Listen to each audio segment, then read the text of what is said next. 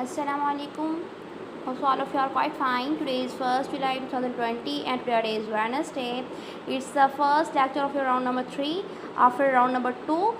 Today we have to do the classwork activity of chapter number 6. In the previous round, in round number 2, we have done the exercises and reading of chapter number 6.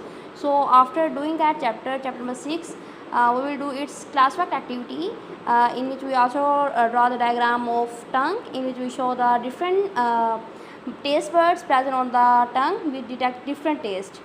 आज के दिन जो round number 3 में आज हमने classwork activity perform करनी है. Classwork activity में हमने शॉर्ट क्वेश्चंस इसमें हम लिखते होते हैं. So for this purpose first of all take your science notebooks.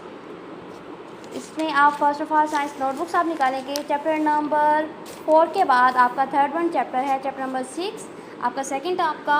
So it's also class work number 3. तो आप क्लास वर्क चैप्टर नंबर 4 के बाद उसके होमवर्क एक्टिविटी के बाद ये क्लास लेसन नंबर 6 की क्लास वर्क एक्टिविटी आप लिखेंगे. तो फर्स्ट टाइम पे आप कोई भी प्रोवर्ब या कोटेशन पुट कर देंगे. मैंने यहाँ पे पुट की है man is मॉर्टल. After putting it you will put full stop over here. In second line you will put the date of today, as today is Wednesday, comma 1st July, comma 2020, then full stop. Class work हमारे पास class work number जो है वो 3 है. अब इसके बाद next time पे learn the CW लिखेंगे. चैप्टर का नेम मेंशन करेंगे. It's name is air. इसके बाद आप लिखेंगे आंसर दीज क्वेश्चंस. हमारे पास बेसिकली क्लास वर्क एक्टिविटी में 3 क्वेश्चंस हैं. The question number 1 is how much oxygen is produced by tree. कि एक ट्री जो है वो कितनी ऑक्सीजन प्रोड्यूस कर सकता है. तो इसका इसके बाद आप आंसर की हेडिंग देंगे और इसके बाद आंसर आप फाउंटेन पेन से लिखेंगे बहुत ही नीट एंड क्लीन राइटिंग में. जिससे आपको पहले बताया जाता है कि क्लास वर्क एक्टिविटी को बहुत ही प्यारा और नीट एंड क्लीन करके आपने लिखना है. इसमें मार्जिन लाइन आपने ड्रॉ करनी है.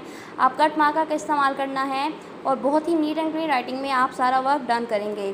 तो इसका आंसर है आपके पास one tree produces as much oxygen which can fulfill the needs of 36 children.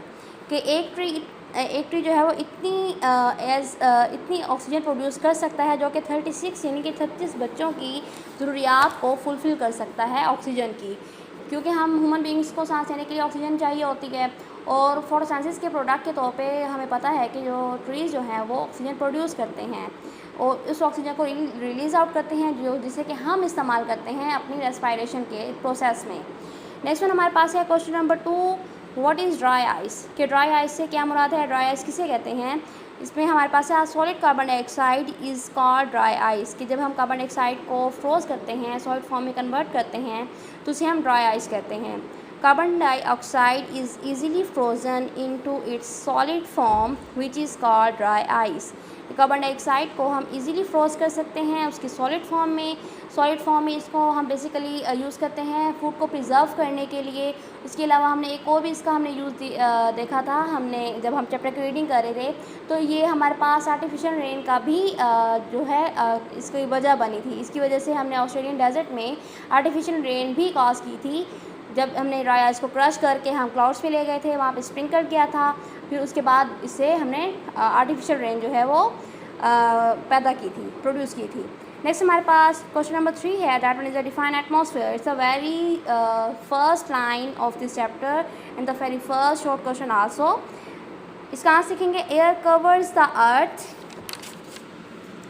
Like a thick blanket. This blanket of air is called atmosphere. कि हमारी अर्थ को जो है एयर ने एक ब्लैंकेट की तरह, थिक ब्लैंकेट की तरह, मोटे कंबल की तरह लपेटा हुआ है.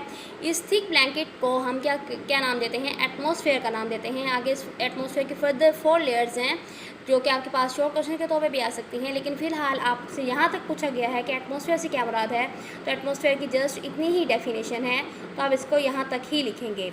इसके अलावा हम मूव करते हैं आज की डायग्राम की तरफ. हमारी आज की डायग्राम ये है different parts of tongue detect different taste. कि हमारी टंग पे डिफरेंट टेस्ट बड्स प्रेजेंट होते हैं जो कि इस्तेमाल होते हैं डिफरेंट टेस्ट को डिटेक्ट करने के लिए. यह हमारे पास जो है टंग है, इसके डिफरेंट जो है टेस्ट बर्ड्स हैं. इसको हमने माइक्रोस्कोपिक इसका हमने व्यू लिया. हमारे पास ये फर्स्ट वन में बिटर जो होते हैं टेस्ट बर्ड्स जो डिटेक्ट करते हैं. उसके पीछे हमारे पास साइड ऑफ द टंग्स में सोर टेस्ट बर्ड मौजूद होते हैं. इसके अलावा जो यहाँ पे इस साइड पे, ये हमारे पास सॉल्टी होते हैं और स्वीट हमारे पास बिल्कुल टिप पे होते हैं। ये हमारे पास जो है सारे के सारे टेस्ट बर्ड्स हैं। तो आपने इसको इसी तरह बनाना भी है, इसको कलरिंग भी करनी है और इसको लेबल भी करना है बिल्कुल इसी तरह अपनी क्लास वर्क एक्टिविटी में। और हाँ, एक और बात कि आपने बॉर्डर लाइन लगाना नहीं भूलनी यहाँ पे, जिस तरह से मैंने लगाई हुई है। तो बहुत ही नीट एंड क्लीन राइटिंग में आपका क्लास वर्क होना चाहिए। होप सो स्टूडेंट्स को आपको अपने लेक्चर जो है अंडरस्टैंड कर लिया होगा। सो थैंक्स स्टूडेंट्स, अल्लाह हाफिज़।